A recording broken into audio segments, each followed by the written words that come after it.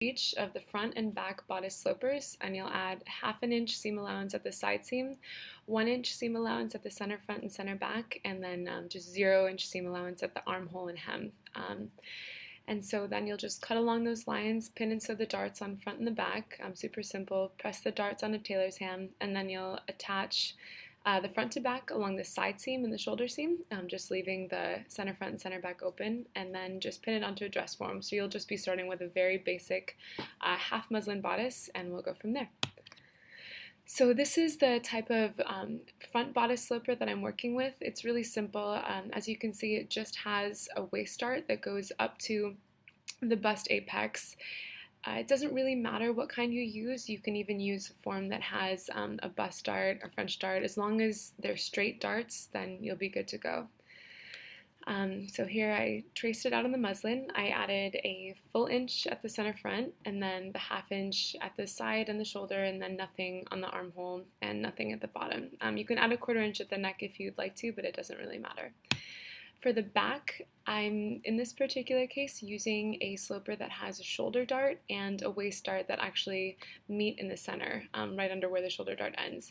And this isn't something that you have to have, it's just a little bit easier for me to explain in the example that I'm going to show you, but again, as long as they're straight darts with straight legs, then it'll work for you. So step 2, you'll create new style lines and just mark those new lines directly onto the muslin. This is where this tape comes in handy sometimes, just while you play around with the lines as you get used to how the technique works. But the most important rule is that the lines must cross through the dart points, like the apex on the front or where those 2 darts come together on the back, which I will show you in the video. But that's the most important point, and that's what's really going to make this technique work. The lines can cross through the dart legs, side seams, center front, and center back seams, but again, they have to go through the dart points. Once you do this, you'll remark the final style lines in dark marker, and then mark each new section however you prefer. But I always like to label the front and the back on each pattern piece because you're going to get these really interesting curvy patterns, and when you just look at them by themselves, it's really hard to figure out which is the front and which is the back. Then you're just going to draw notches along each style line, which I'll show you. And one thing that I always recommend is to snap a photo of the marked up muslin that's on the dress form at the front, side, and back, because it'll really help you when you cut the pieces apart and put them back together later on. So in this video, I'm just marking the bust point here where the dart comes up together, and then switching it around to the back, and I'm just marking the 2 points, actually the single point where these 2 darts come together here. And this is just to remind myself that any new style lines that I create have to go directly through this point.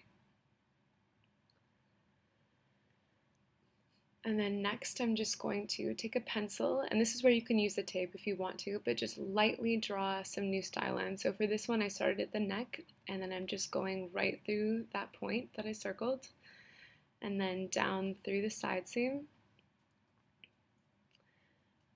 and then back up, starting back up on the top again. And as you can see, it's going right through the shoulder seam, and these are things you can play with as you learn how this goes. You don't have to do this exact line that I'm making, but if you want to, just to follow along, then it's always a good place to start. So that line that I just drew is continuing onto the back and is going through where those 2 darts come together. Again, very important.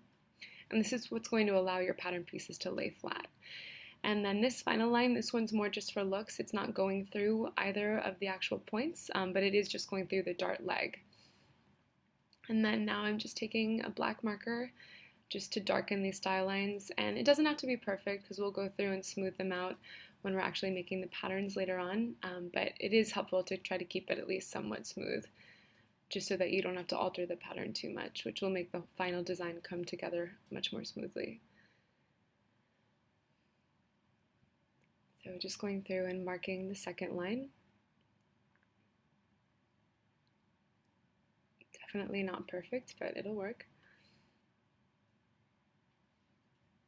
And then coming back through and again making sure that this line goes directly through where those 2 darts come together. And if you only have one